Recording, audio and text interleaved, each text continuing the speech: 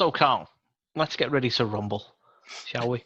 Hey, I was let's do I was toying with calling this Rumble to Rumble, right? Because we were kind of going up against each other. But as I mentioned at the beginning, which I think I've left in, maybe I've edited it out at this point. Who knows? Who knows? Right? But my Rumble won't stack up to yours, right? I know what yours is. It's not going to stack up, but I want to mention it because arguably it's a really good Rumble, right? And it's a Rumble that's in keeping with my timeline with wrestling. So Okay. I'll start if I could, if you're okay with that.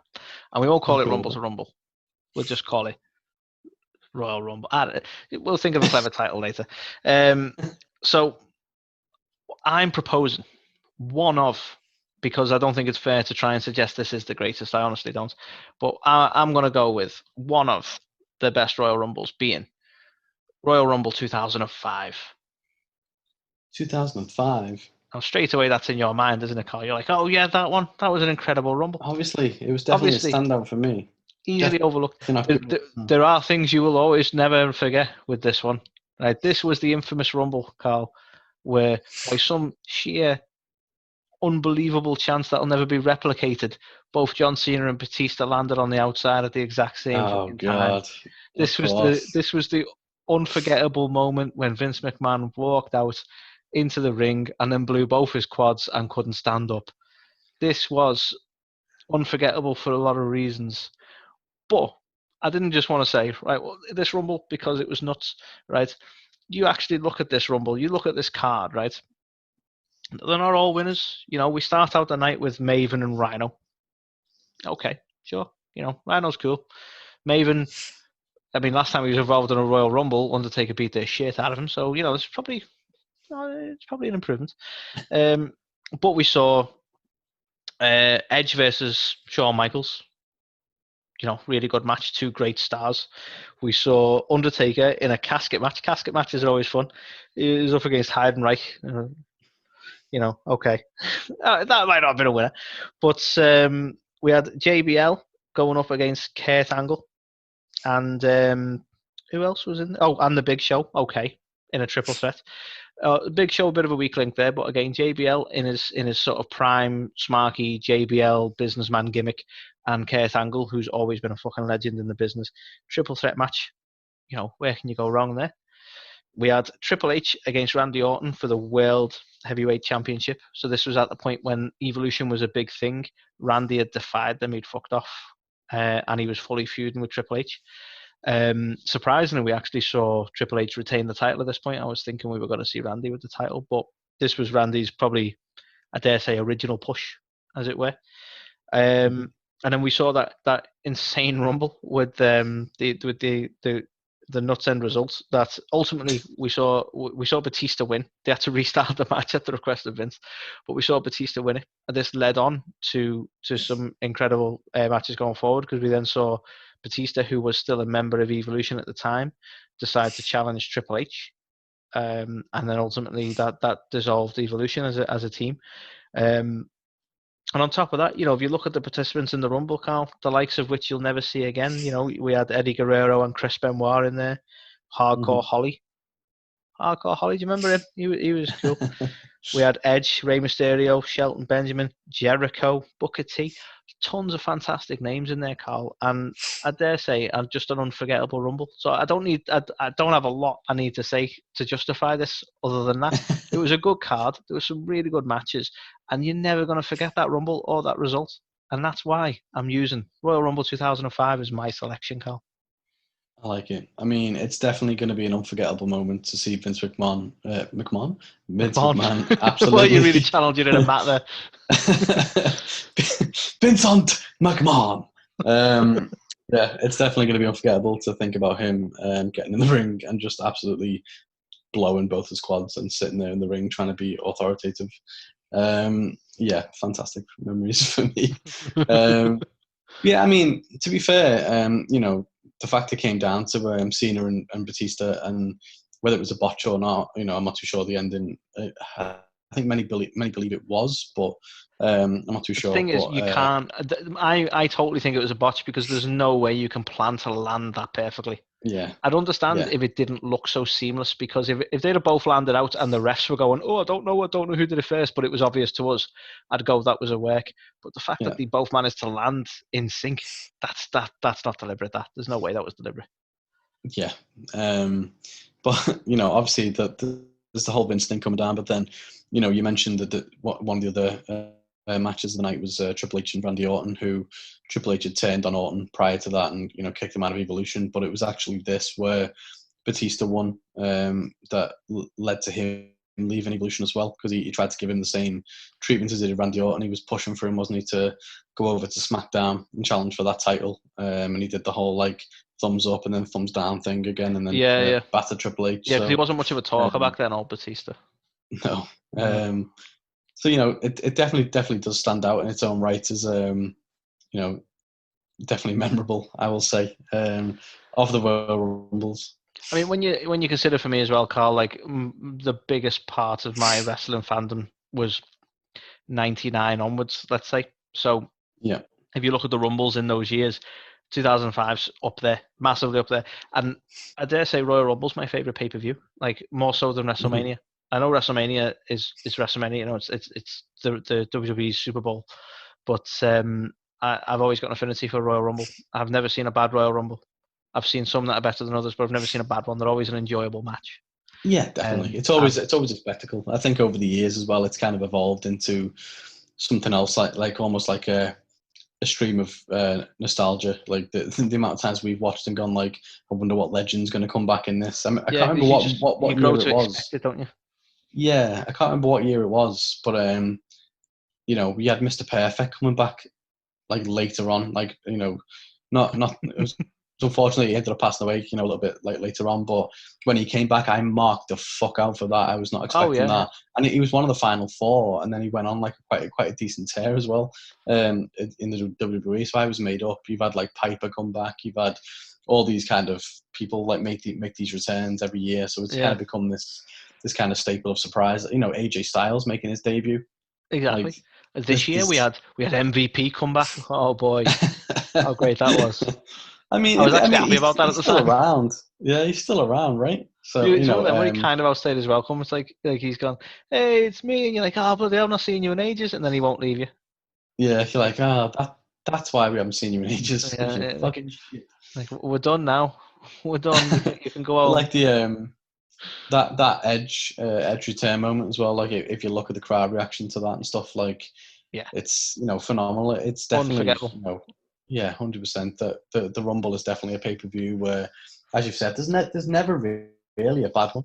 I think in all the years I've watched it, there's maybe been like one or two at most ones where I just didn't really like them, and that's probably because there wasn't any star power in them, or they didn't have any kind of twists or surprises or anything like that. They were a little bit just meh. The thing, even those Royal Rumbles, and I can get totally aggrieved with the finishes of some, or some of the ways some of them have been booked. I won't harp on, but I've mentioned the Roman Reigns one more than once because he disappeared for most of the fucking match. But even so, a Royal Rumble match is still a fun match to watch. Yeah. We got to a point. Some things it's a shame they haven't carried on. Like we always got to a point, and I know it's difficult for them to do now, but like we always wondered how Kofi was going to keep himself in the match and get back in the ring. I know you kind of run stale on ideas after a while, but like even things like that, it become like a fun thing of like, oh, what's going to happen this year? Royal Rumble's always fantastic, but and again, I already know I'm not going to beat you, Cal. I already know that. But 2005, that's mine. That's mine. Okay, I will see your 2005, and I will raise you as somewhat of a wrestling historian. I will raise you a pay-per-view that I still declare to this day is one of the best of all time. And you know what? I'm not even going to talk about the other matches on the card. I'm only going to talk about the Rumble, and it was the 1992 Royal Rumble. So for me, I was probably like 3.5 when this came out. And I still remember to this day, I've probably watched it around 100 times. It is just a fantastic Royal Rumble. So to set the scene, 1992, we've had 2 years prior of Hulk Hogan winning the Rumble, in both 91 and 90. This Rumble in particular was absolutely stacked. And also had the kind of special, for the first time ever, the kind of attraction of this being the first time that the Rumble winner wasn't just going to win a shot at the champion, but he was going to win the WWF Championship at the time. Right. So there was a lot at stake in this one. Even back to the old school way of like the mini promos before the Rumble, where you get to dot around a couple of the different participants and like let them speak. In this particular one, we had some really good ones. We heard from Randy Savage, we heard from Sid Justice, Hulk Hogan, Jake Roberts, the British Bulldog, Undertaker, and Paul Bearer. I'm just a huge fan of these to kind of build suspense for the match. And all these were fantastic, just kind of promos to kind of say, and don't get me wrong, these were all guys who you could believe were going to win it as well. So, you can imagine, watching this without knowing the outcome and stuff like that, like who's going to win this? It's for the belt. It added that kind of, gravitas to it. Added to that as well, you had the spectacular comedic commentary duo. Perhaps, controversially, perhaps my favourite ever announced team of Gorilla Monsoon and Bobby the Brain Heenan. These two, chemistry-wise, were just absolutely fantastic. And the thing to remember is Bobby the Brain, at this point in time, was focused massively on Ric Flair because he was acting as financial advisor. So he was proper behind Ric Flair at this point. And throughout the whole night, no matter what matches were on, you just would hear from Bobby panicking, kind of going, "Oh God, I wonder what spot Ric Flair's got," and hopefully he comes out towards the end and stuff like that. And it kind of built throughout the whole night. And Gorilla Monsoon did a fantastic job of winding him up and making him really stressed about it and stuff like that. Like, what if he comes out number one? He's like, "You can't come out number one." And like it was just, I don't know, just so entertaining as a commentary team. I think it's very underrated, the difference a good commentary team can make. And oh God, no disrespect to the ones we've got right now, but I've not seen that in WWE in a good while. Yeah, not the God, kind of no. chemistry that you used to get. No, you had obviously JR and Jerry the King, who were fantastic for our kind of time frame, and they've not really been matched ever since. But for me, prior to those two, it was these two who were like the dog's bollocks of commentary. Like they were so good. They were so good. And so the Rumble finally starts, and as I mentioned before about it kind of being pretty jam packed with stars. The first two outs were actually British Bulldog at number 1 and Ted DiBiase coming out at number 2. So that's a stronger start in my opinion. And then out at number 3 was actually Ric Flair. So as you can imagine, Bobby the Brain Heenan fucking loses his shit. He's like, "No, it's not fair to Flair. It's not fair to Flair." This, like, just from a commentary perspective, is so quotable. But yeah, it was just so good. And Flair comes out at number 3, so you think, well, obviously, Flair's not going to win it. So he gets absolutely battered throughout most of it as well, but manages to fare somewhat well considering he's out at number 3. That is until entrant number 15, where Roddy Piper comes out, and this is the first time anyone has done a double duty in a Rumble match. So he fought earlier on in the night, I think it was against the Mountie maybe. And yeah, he comes out and basically just goes to town on Ric Flair. And honestly, this is some of the best commentary you'll ever hear in your life. It's something that me and my dad to this day still quote because it was just so funny to us at the time. But basically, Piper's battering Ric Flair, and then Jake Roberts comes out afterwards, and he's just, as Jake would, he doesn't get involved. He just lies in the corner and just watches on. Just the character work was so good during this time. You could, really believe this is the actions that those guys would do. But then Jake finally gets involved, and he starts to go after Ric Flair, and then Roddy Piper comes in and stops him from eliminating Ric Flair. And then Bobby Heenan on commentary, he's like a changed man. Then he's like, I never thought I would say this, but thank you, Roddy, thank you. It's not a skirt, it's a kilt. And all this time, Roddy's been wearing a kilt, hasn't he? And he's been calling him, like, saying, "Look at the guy in the skirt," blah blah blah. So like that happens, and then Roddy saves Flair. So obviously Heenan's really behind him. And then all of a sudden he tries to eliminate Ric Flair, and Bobby the Heenan's like just loses his mind. Then he's fuming with him. He's like, "You no good cheat, you skirt wearing freak," and it's like. Just that full 180, and it's something which to this day, me and my dad still quote because it was just so funny at the time. But yeah, just like the emotional roller coaster of Bobby kind of really made this match for me because you were really bought into it like the whole time. But, I mentioned how kind of stacked this particular Rumble was. We had British Bulldog Davey Smith, we had Ted DiBiase, we had Ric Flair, Shawn Michaels, Roddy Piper, Randy Savage, Undertaker, Hogan, Sid Justice, Jake Roberts, like literally crazy talent in there. Savage came out to 21. I mean, I'm not trying to compete with you, Carl, but I had Ric Flair in mine as well. It's a very good point. Very, very good point, actually. And you had Booker T, did you say? So Booker T. I mean, shit. But no. Yeah, so Savage ends up coming out at number 21, and prior to this, him and Jake Roberts have had quite a bit of a feud because I think it was at their wedding. Jake Roberts had got involved and he hidden like a steak in the wedding cake and stuff. As you do. As you do. And he got a bit of shit, didn't he, Jake, for doing the thing with Brandy not too long ago, but it was the same kind of shtick he was doing with Miss Elizabeth during this time where he was kind of going after her. But Savage came down and battered Jake Roberts, threw him out, and then eliminates himself by jumping over the top rope onto Jake Roberts. But then it was like, well, I don't know whether this was a botch or what, but like he tried to come up with an excuse of why he hadn't eliminated himself. So they're like, well, he didn't get thrown over the top rope, so he was allowed back in. Meanwhile, minutes before this, Big Boss Man had like ran and jumped at Ric Flair, and Rick kind of pulled the rope a little bit, and Boss Man had essentially eliminated himself. But that's besides the point. But Randy Savage had not been eliminated, which I thought was interesting. But yeah, so ultimately you end up with a final five of Hulk Hogan, Sid Justice, I think at this time, Randy Savage, Ric Flair, and Roddy Piper. And now remember, this is for the WWF title. So you look at all those names there, each one of them was kind of a viable shout of being able to win this thing. That's a fucking huge end, and that's a huge finish in terms of a final five. Jesus, you can't get much bigger than that, to be fair. 100%. For the time it was as well in 92, like literally there was probably only Perfect who was injured and Ultimate Warrior who just, I don't think he was with the company at that point. They were the only two. Well, yeah, there's that too.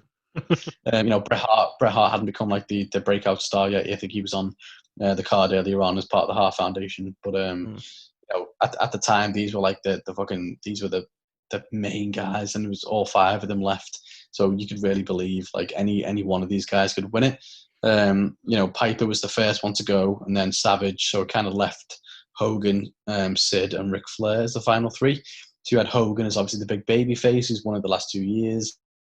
You had Flair as the heel, and then Sid was like a tweener at the time, so he wasn't necessarily in either camp. He was a little bit more face, I think, at this point. But there was a lot of fans who were kind of like, oh, I don't really like him. I want Hogan to win. But actually, Sid ends up eliminating Hogan, like a bit of a sneak elimination. And it's funny watching this back now because Hogan was obviously over at the time and everyone loved him. But you get to see a lot of the fans kind of reacting, like pumping their fists when Hogan got eliminated. Even back then, Hogan was like, the Roman Reigns of today. Like people were probably sick of him. So I think, it's troubling. I think he went through a point, and again, slightly before my time, but he become very polarizing. I suppose that you either absolutely loved him or you totally hated him. And I don't think there was any real in between. Yeah, definitely. I think, it was very easy to get sick of Hulk Hogan because he was so rammed down everyone's throats. And I think this was 92, and I think by like 94, definitely by 95, he was gone from the company. So, he was definitely they were trying to build new stars and stuff around this time. But I think that's what they tried to do with Sid. So Sid was the one who eliminated Hogan. But then Hogan, being the spoilsport that he is, did his big like head shake on the outside. He was so upset that his friend had eliminated him. So he grabs Sid's arm and starts to try and pull him out. And then Ric Flair from behind ends up tossing him over. And then Ric Flair has won the title. I think he lasted over an hour as well. So he set like the new record for the Rumble.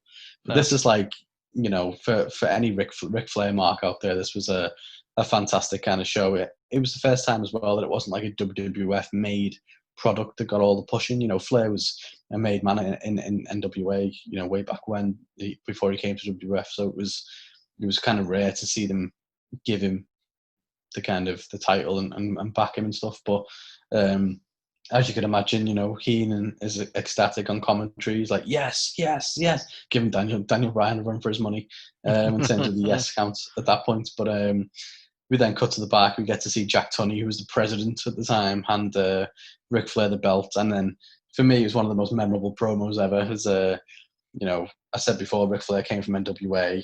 He brought with him the real World Championship, which was the old NWA title, which Flair actually owned at the time.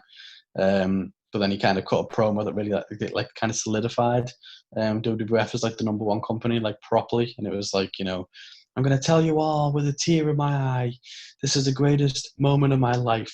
The only way you get to stay number one is to be number one. And this is the only wrestling title in the world that makes you number one. And it was like, fucking hell. Like, it was just such a good promo. And there was a lot of wooing, as you expect. Yeah, and you then that was expect kind of a woo or two. a woo or two. But for me, that was just as close as you can get to like a near perfect Rumble. And don't get me wrong, over the years, like obviously back in '92, you knew everyone in the Rumble. They would run through all 30 participants ahead of time, so there was never any surprises. And that's something which I've come to love about the WWE. Like their later kind of Royal Rumbles is, there are a lot of surprises from time to time, and the fact that it isn't all announced in advance is quite a good thing. But I think for the whole kind of nostalgia and the fact it was so stacked and stuff like that as well, I think for me this was definitely the best Rumble that's ever been. The best there is, the best there was. And the best there ever will be.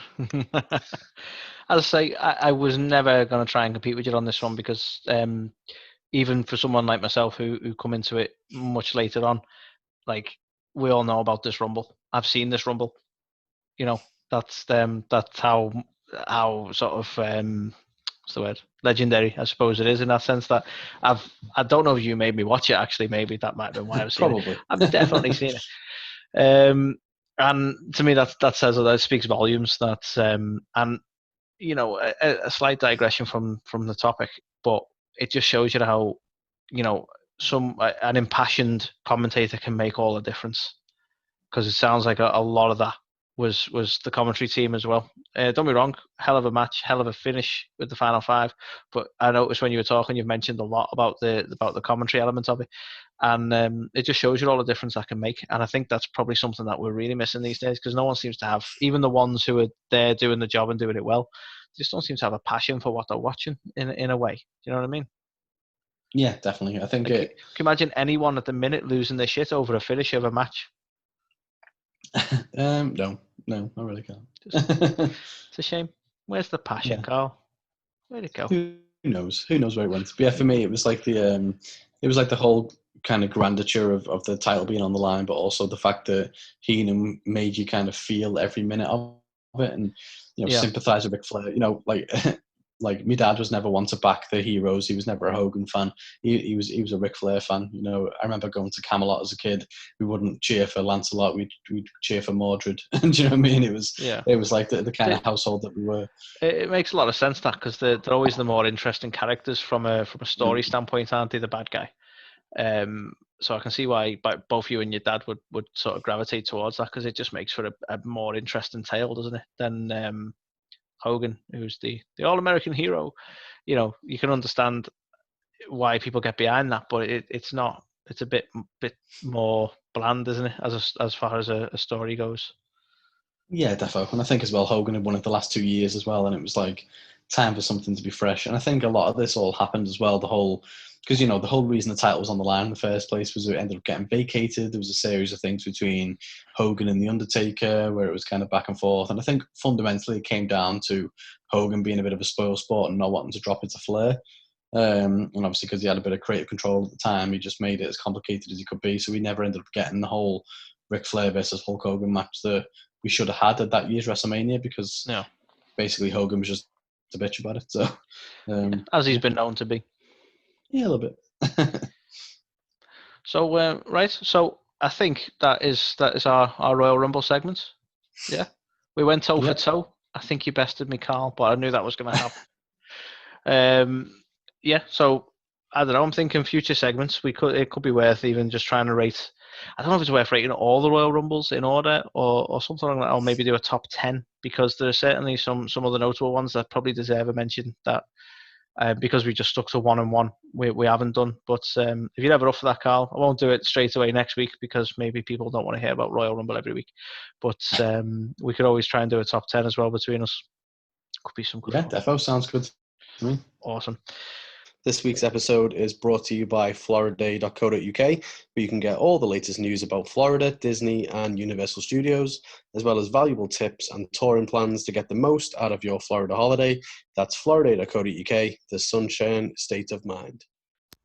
Hey guys, Santino Marella here. And if you're like me, you're sitting home during the quarantines. These are the times of quarantine. Well, I discovered a WrestleTalk podcast called A2theK. It's changed my life. Now I don't want to go back to work. I just want to sit home in the quarantines and listen to Carl and Anthony. They are the best. Together, they're even better. So listen, A2theK, WrestleTalk podcast. Check it out. Change your life. You'll be thanking me later.